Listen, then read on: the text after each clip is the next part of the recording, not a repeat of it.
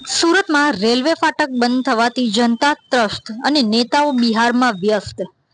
લિંબાયત વિધાનસભાના ધારાસભ્ય સંગીતા પાટીલના મત વિસ્તારની આ ઘટના છે, જ્યાં સ્થાનિક સમસ્યાનું નિરાકરણ ન આવતા જનતામાં ઉગ્ર આક્રોશ ફાટી નીકળ્યો છે। લિંબાયત વિધાનસભાના મત વિસ્તારમાં નવાગામ દિંડોલી વિસ્તારમાં આવેલ આરડી રેલવે ફાટક છેલ્લા ઘણા સમયથી બંધ કરી દેવામાં આવ્યો છે, જેના કારણે ત્યાંથી પસાર થતા સ્થાનિકોની ખૂબ જ હાલાકી થઈ રહી છે। જ્યાં આજે એ રેલવે ફાટકને કાયમી રીતે બંધ કરી દેવામાં આવ્યો હોવાની માહિતી મળતા સ્થાનિકોમાં રોષ ભભૂકી ઉઠ્યો હતો। સ્થાનિકો દ્વારા ફાટક ખોલોના સૂત્રોચ્ચાર કરી વિરોધ કરવામાં આવ્યો। સ્થાનિકો દ્વારા આક્ષેપ કરવામાં આવી રહ્યા છે કે સ્થાનિક ધારાસભ્યને તેમજ સ્થાનિક એવા ડેપ્યુટી મેયરને આ બાબતે અનેકવાર ફરિયાદો કરવા છતાં કોઈ ચોક્કસ નિરાકરણ આવ્યું નથી, જેના કારણે સ્થાનિકોને અહીંથી પસાર થવા માટે લાંબા રસ્તા પર ફરીને જવામાં ખૂબ મુશ્કેલીઓ પડી રહી છે।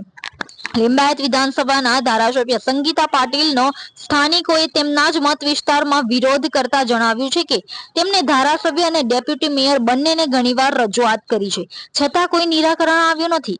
સ્થાનિક ધારાસભ્ય અને ડેપ્યુટી મેયર બિહાર ચૂંટણીમાં વ્યસ્ત છે અને તેમને પોતાના મત વિસ્તારની જનતાની તકલીફની કોઈ પરવા નથી। તેમના માટે સ્થાનિકોની સમસ્યા કરતા બિહારની ચૂંટણી વધારે જરૂરી હોવાના સ્થાનિકો દ્વારા આક્ષેપ કરવામાં આવી રહ્યા છે। મારું નામ બટુભાઈ રાજપૂત, मैं रामेश्वर नगर में रहूं छू। मारा 22 तो 23 वर्ष થઈ ગયા છે। સુરતના રહેવાસી છું મેં, અને મારે કામમાં જવા માટે છે ને પેલું કિસ્ટાની બસ પકડું કંપનીની। 5 મિનિટ લેટ થઈ જાય ને મારી બસ ઉપડી જાય, પછી 200 રૂપિયા ભાડાથી રિક્ષા કરીને મારે જવું પડે વજીવાલામાં। બરાબર, આટલા વર્ષથી આ નેશનલ હાઈવે રસ્તા નથી છે। આ ફાટક કાયમ ચાલુ હતો, એ ચાલુ રાખવું જોઈએ। મારી માતા બહેનો કામ પર જાય છે, 7,000 રૂપિયા મહિનાથી કમાય છે। વાનગાંવ કોઈ યેસુ ગામ જાય છે, આ બેન નું 3,000 રૂપિયા રિક્ષા ભાડું થાય, 5,000 માં એનું પોતાનું ઘર ચાલે। અને છોકરાઓની જવાની તકલીફ એટલી બધું છે।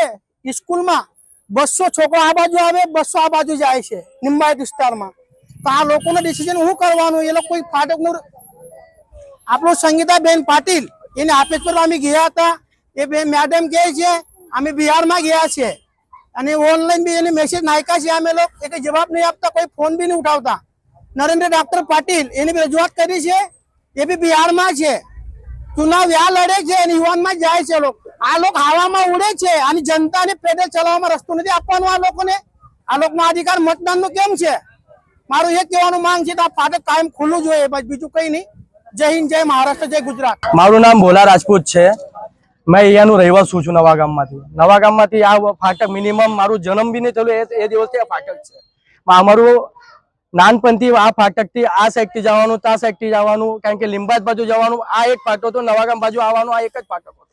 આજે જ્યારથી અંડરપાસ બન્યું, એ અંડરપાસમાં દુનિયાભરની ટ્રાફિક જામ થાય છે। માનવ ટ્રાફિકમાં 1-1 કલાક ફસી જાય છે। બરાબર, અમારું એમ જ કહેવાનું છે આ ફાટક ચાલુ થવું, કારણ કે આ ફાટક રેગ્યુલર બંધ નહીં કર્યું। આ લોકોએ તારીખ આપી, પહેલા તો 1 મહિનાની તારીખ આપી, બીજા મહિનાની તારીખ આપી, ત્રીજા મહિનાની તારીખ, 1 વર્ષથી તારીખ આપતા હતા। બરાબર, તારીખ આપ્યા પછી બી આ ફાટક ખુલ્લું નથી।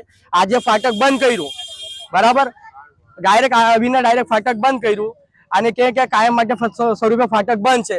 મગર અમે લોકો અહીંયાના જે સ્થાનિક લોકો છે, અમે ધારાસભ્ય પાસે બી ગયેલા છે, ધારાસભ્ય પાસે ગયેલા, અહીંયાના નગર પરિષદ પાસે બી ગયેલા, બધા પાસે જઈને આવ્યા છે। મગર એ લોકોને અહીંયા ઇન્ટરેસ્ટ નથી, એમને બિહારમાં ઇન્ટરેસ્ટ છે, કેમ કે ત્યાં ઇલેક્શન છે, કેમ કે તાના પ્રતિનિધિ છે, અહીંયાના થોડી છે। કેમ કે અહીંયાના 30,000 વોટ જીતીને આવ્યા છે, 30-35,000 વોટ અહીંયાના મહિલા છે નવાગામથી, ત્યારે એ લોકો જીતીને આવ્યા છે। બરાબર, તો એ લોકોને અહીંયા ધ્યાન આપવું જોઈએ કે બિહારમાં ધ્યાન આપવું જોઈએ? હા, એ લોકોના ઓફિસે એના દરવાજે જઈને થકી ગયા।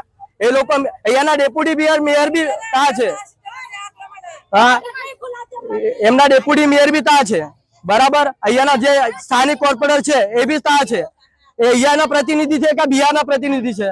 મારું એમ જ કહેવાનું છે આ ફાટક તાત્કાલિક દોરું ખોલવું જોઈએ, બીજું કઈ નથી। અમારી એક જ માનવી છે, નાના છોકરાઓ છે, સ્કૂલમાં જાય છે, સ્કૂલમાં ભણવા જાય છે। બરાબર, ત્યાંથી લોકો આવે છે, હવે છોકરી લોકો છે, એ છોકરી લોકો અંડરપાસ થી જશે, અંડરપાસમાં કઈ છોકરીને કઈ થાય એની જવાબદારી કોણ રહેશે? હા, અંડરપાસમાં નાની છોકરી ગઈ, કોઈ મોટી છોકરી ગઈ, એને છેડતી કરી, એની જવાબદારી કોણ? અને અંડરપાસ બન્યું એ બી વર્ષમાં 2 વખત તો બંધ થઈ ગયું। જે અંડરપાસ બન્યું એમાં વર્ષમાં 2 વખત બંધ કર્યું, કારણ કે આ ચાલે તો ચાલે, નહીં બી ચાલે, માત્ર બીજું રસ્તો કયું છે? આ જ છે ને। એના લીધે આ ખોલો ફાટક, ટ્રાફિક નહીં થાય, આ ફાટક ખોલો।